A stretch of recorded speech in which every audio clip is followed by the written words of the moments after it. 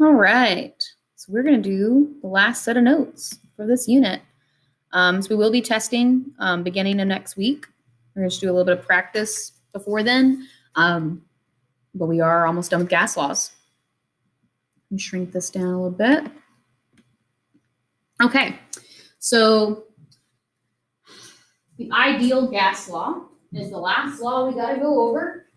It says the ideal gas law, like the combined gas law, gives a relationship between pressure, volume, and temperature. However, the ideal gas law equation also explores the relationship to the number of moles present. Now, don't get afraid. You do not have to calculate moles. It's just going to give you, they're going to give you the moles. So there's no calculating, there's no extra that. It's just a different variable, and they'll give you moles. So we look at our new equation. It's called PV nRT. So over there it says this is still pressure, and it needs to be an ATM this time. Okay, so we're not going to use those other pressure units. Make sure of that.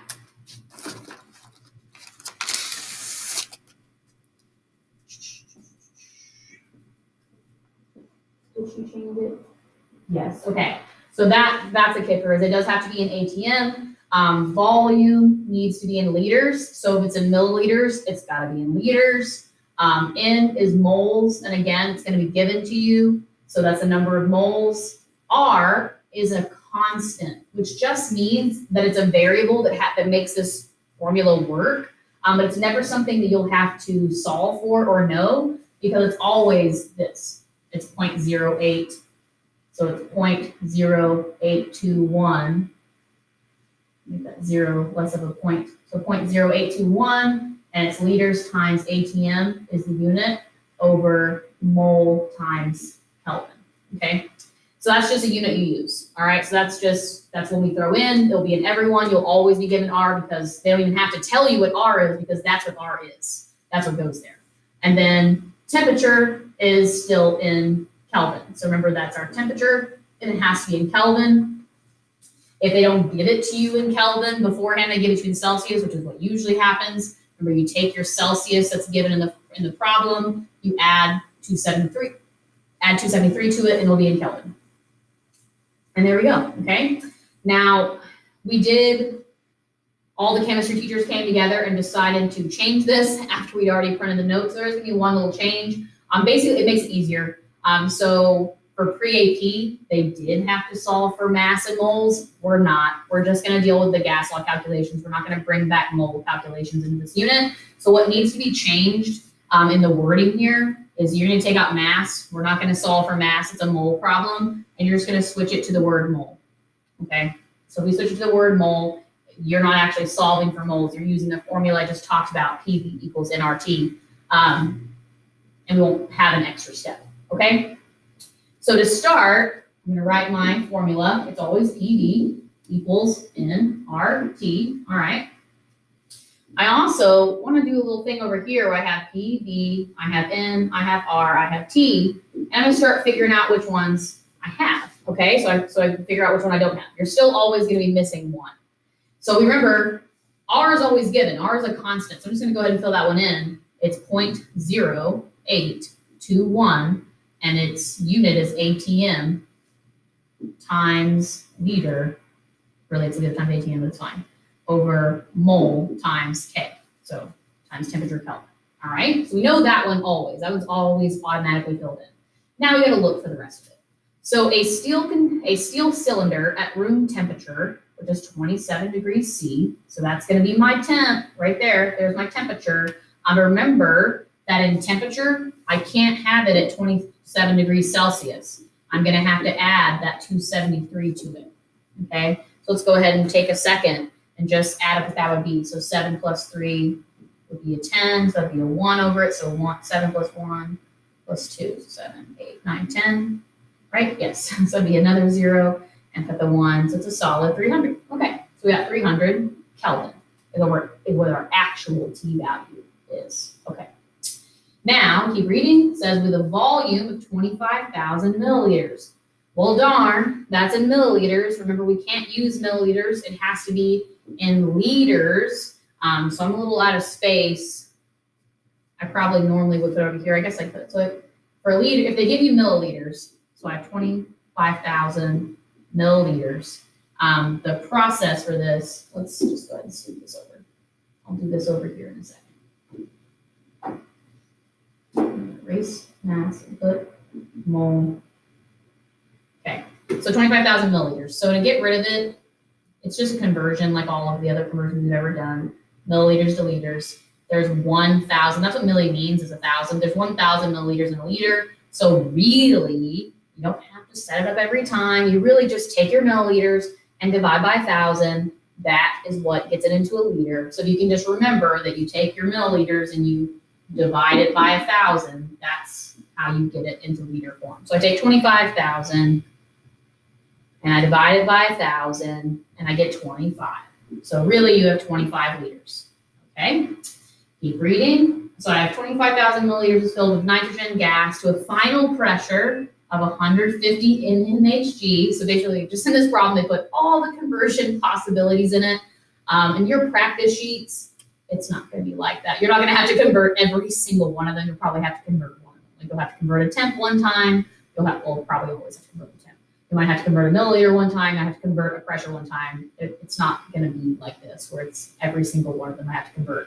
Because remember, mmHg, I can't use in these. I could in all my other ones, it was fine. But for the ideal gas law, it has to be an ATM, atmosphere pressure. So to convert that, again, I'm going to start with what was given. I have 150.00 mmHg. I multiply by the line, just like I always do. And what's going to go on the bottom, I'm kind of shift this down a little bit, actually. So it's not so much in the way. 25,000 times 1,000 milliliters over 1 liter equals 25 liters there. So it's kind of out of the way. All right, so we take this. I'm going to have mmHg on the bottom. I want them to cancel. And what I want to get to is on top, like always, ATM. Now, if you've forgotten what those conversion factors were, I'm going to scroll up and remind you where it was at in your notes. It was on the very first day. Very first day, right here, we talked about how they related to each other. So 1 ATM is equal to 760 mmHg, is equal to 760 torr, is equal to 101.3 kilopascals. So anytime you have to convert between the pressures, these are the numbers you use. They're on the first page of your notes. Okay, scroll back down.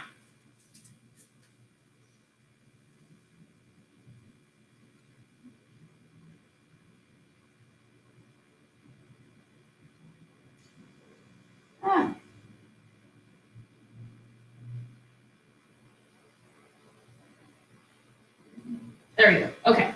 So to convert, it was 1 ATM, that's what it said on our refer data notes, for every 760 mmHg. So really, I'm going to take 150 times 1. I'm going to multiply that with the same number, 150, and then I'm going to divide by 760. So 150 divided by 760 is equal to 0.1.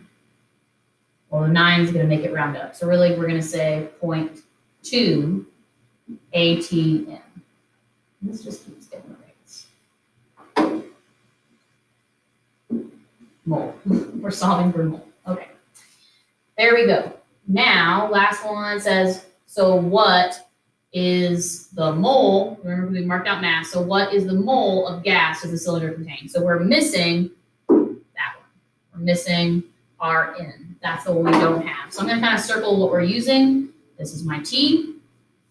This is my R. We don't have N. This is my V. And this is my P. Okay? So when I go and I plug these into our formula, it's PV equals nRT. Okay? So let's put those in the right spots. I got P, so that'd be 0.2 ATM times, I'm going to scoot over so I have more room. I have 0.2 ATM times volume. Okay, so volume is 25 liters, is equal to N, which I don't know, so I'm going to leave it as N, times R, which is 0.0821, has a lot of units, ATM times liter over moles of K times T. So R times T, which our T value is down here at 300K. Okay. Now, we have all the things plugged in, but the problem is I want N by itself. I'm solving for N. So how do I get N by itself? Well, these are all being multiplied with each other, so I always do the opposite. To move them across the equal sign, I do the opposite of what's being done. So they're being multiplied, so I need to divide them over. So I'm going to divide them over. 0.0821 divided by 300. I didn't write it all out because they're going to cancel, right? So whatever you do to one side has to be done to the other. So I'm going to put it over here. So 0.0821, and this is where I'll add in the units. ATM times liter over mole K, mole times K. And that's multiplied by our temperature that moved over, which was 300 K. Now, kind of erase all this chaos over here. They're canceled. It's gone. It's all on the other side. And this now equals N. So I really just have to put in the calculator. Now I realize we had to do all this conversion work. Like I said before, you're not going to have to convert every single time. That was just a good example of what could happen. Those are all the different kind of conversions you might see. And then you'll have them to be able to plug in. All right, now if you kind of notice, ATM's on top of each other, so it cancels. Liter is on top of each other, so it cancels. This Kelvin is technically above this, because remember, see this K? It's technically down below, so it is also canceling. So the only unit that's left is mole. So that's what we're solving for, is that mole value. Making sure that all my math looks right. Okay, so now we just plug this in the calculator. Okay, so we got 0.2 times 25. I'm going to hit enter. Then I divide. Now these are being multiplied together. So when I have to divide by these, I have to put in parentheses. Parentheses 0.0821 times 300, close my parentheses set. And my N, what it ends up equaling is 0.2. It really is just a 0. 0.20, and N is mole. So we just solved for that's how many moles would be inside that cylinder of gas. Okay, so good representation of everything that could happen, but again, it's probably longer than what it's normally going to be. All right, move out of the way so I can scroll down. So our last problem. Get all this stuff out of the way.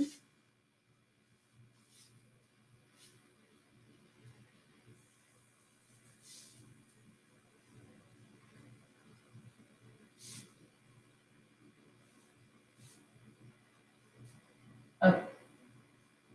So same thing as before. I'm going to try to figure out which units I have and what I'm missing. So I'm going to write this smaller.